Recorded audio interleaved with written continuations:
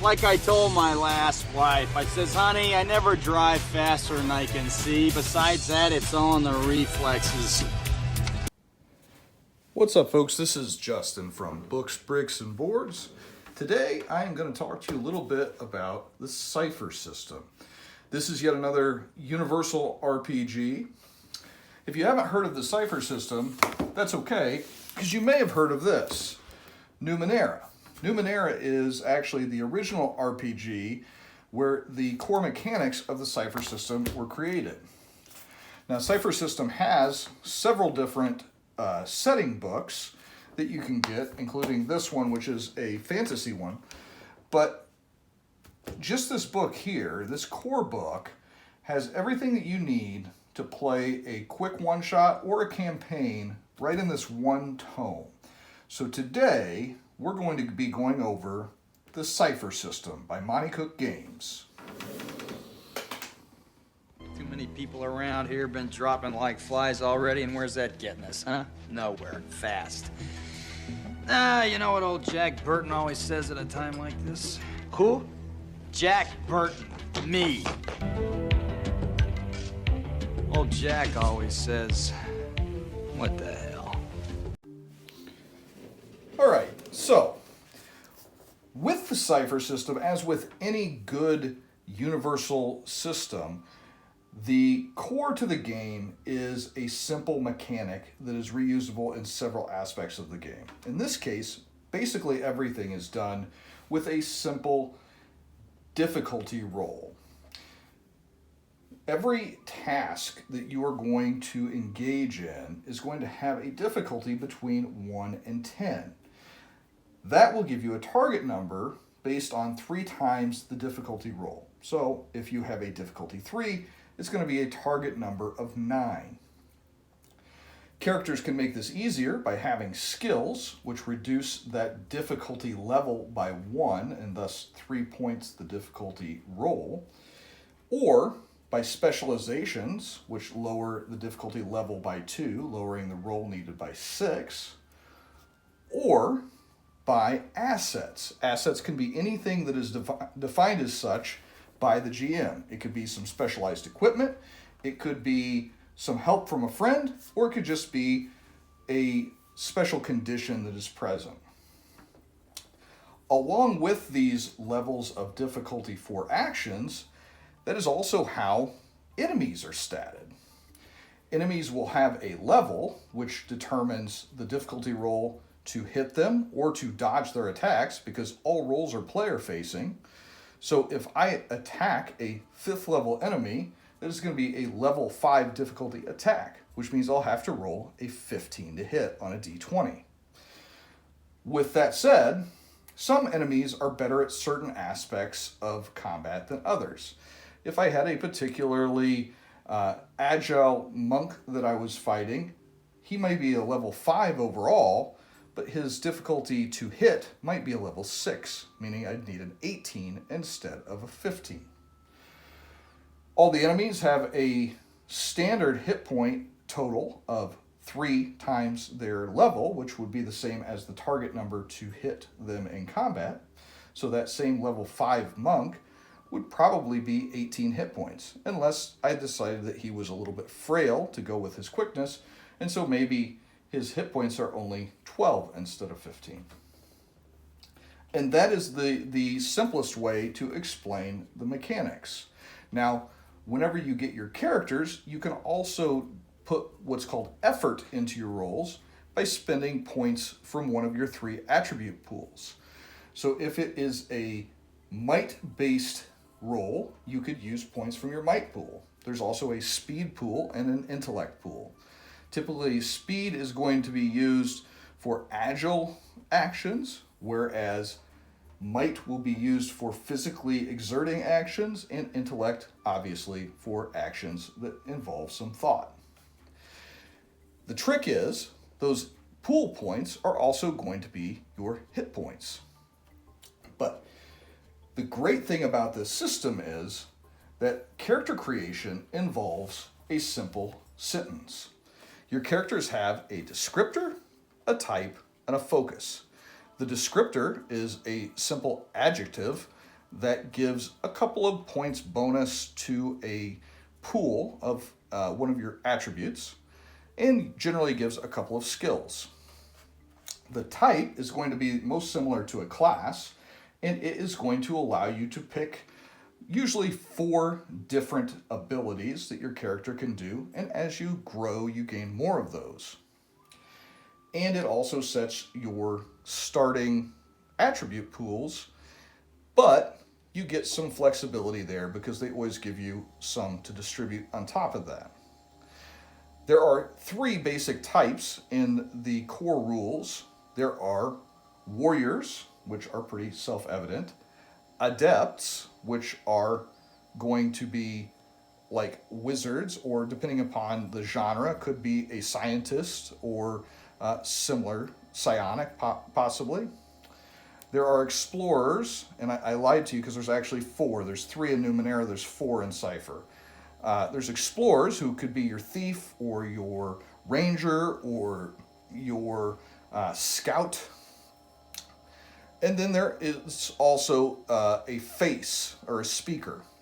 The speaker is going to be the charismatic character in the group, the leader, the one that is going to be able to do all of the interacting on the group's behalf. So, those are your 4 types. The last bit is focus.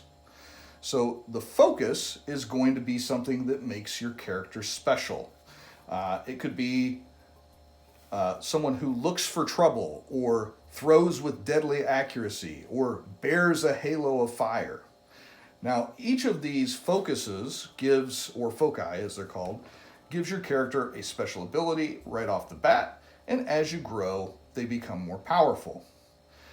The great thing about the mechanical advantages are that they aren't defined from a fluff standpoint heavily, so you can tailor them to whatever genre you're playing in.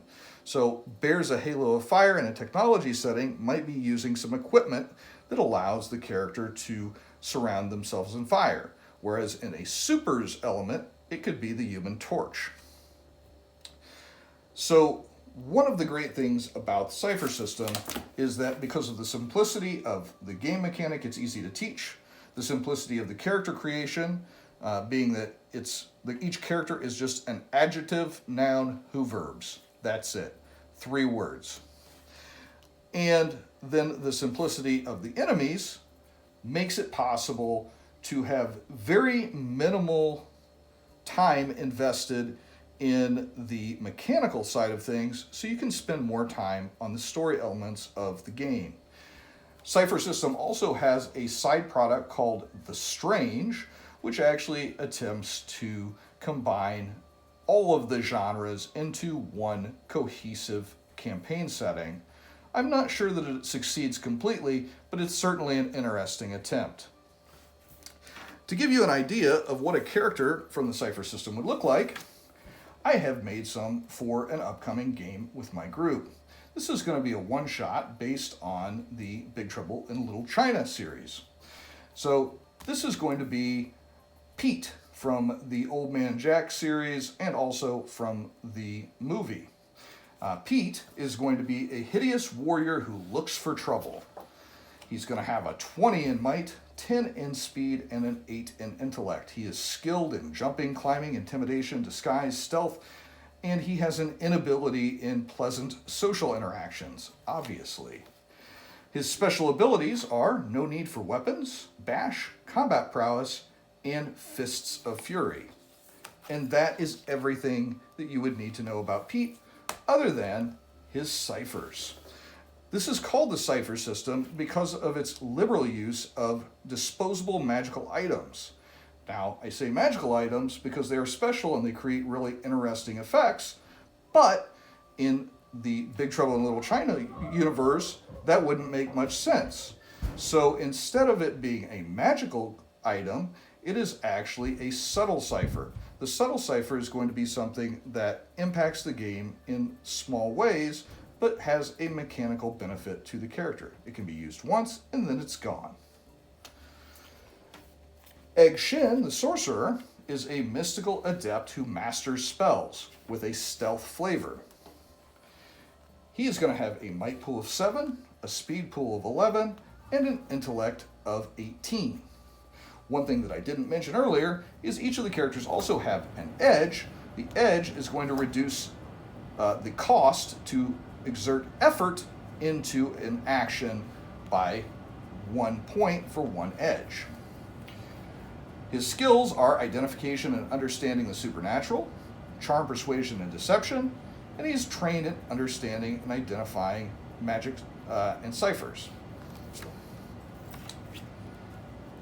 Eggshen's going to be able to perform hedge magic for a point of intellect. He can use Onslaught, which is a spell that does damage for 1 intellect point. He can use Legerdemain to perform tricks and sleight of hand. He can sense magic by using his focus for 1 minute. And he can cast the spell Shatter to increase damage of other spells or to explode mundane items. The ciphers that I gave him were Sees Things No One Else Can See, which is a subtle cipher, which allows him to see 10 times as far for 1 hour. His other cipher that I gave him was Do Things No One Else Can Do, also 1 use, and it eases his magic attack for the next 3 steps. So with those, he actually gets an easier chance to perform his magical attacks by 3 steps, meaning that a level 5 attack would go down to a level 2. His last cipher is going to be I Am the Past Come Back to Haunt You, and he knows an obscure secret as determined between the GM and the player at the time of use. Of course, Big Trouble in Little China wouldn't be the same without Jack Burton, so we have Jack Burton, who is a brash explorer who throws with deadly accuracy. He has a might pool of 15, a speed of 12, an intellect of 9, edge of 1. He is trained in initiative, swimming, climbing, overcoming intimidation or fear, and he has the abilities Precision, Danger Sense, Block, and no need for weapons. His ciphers, it's all in the reflexes, is a level 6 reflex enhancer. He also has Would You Ever Consider, which repels 1 female NPC.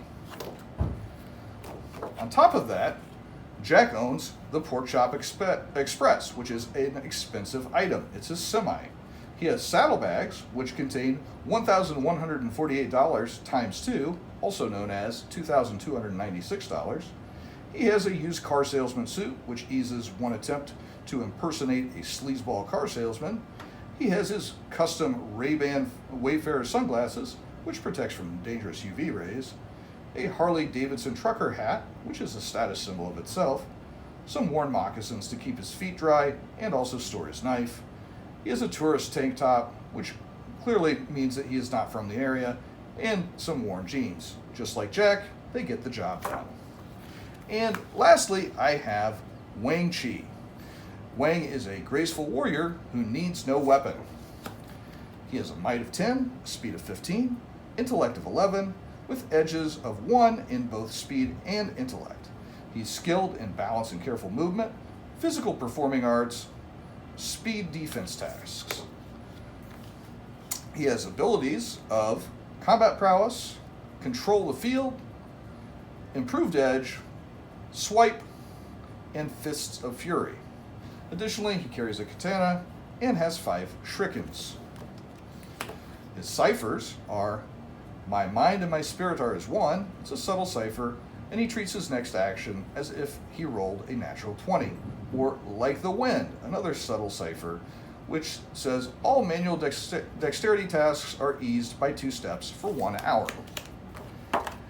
And Wang has as equipment the Dragon of the Black Pool, an expensive item. He owns a restaurant.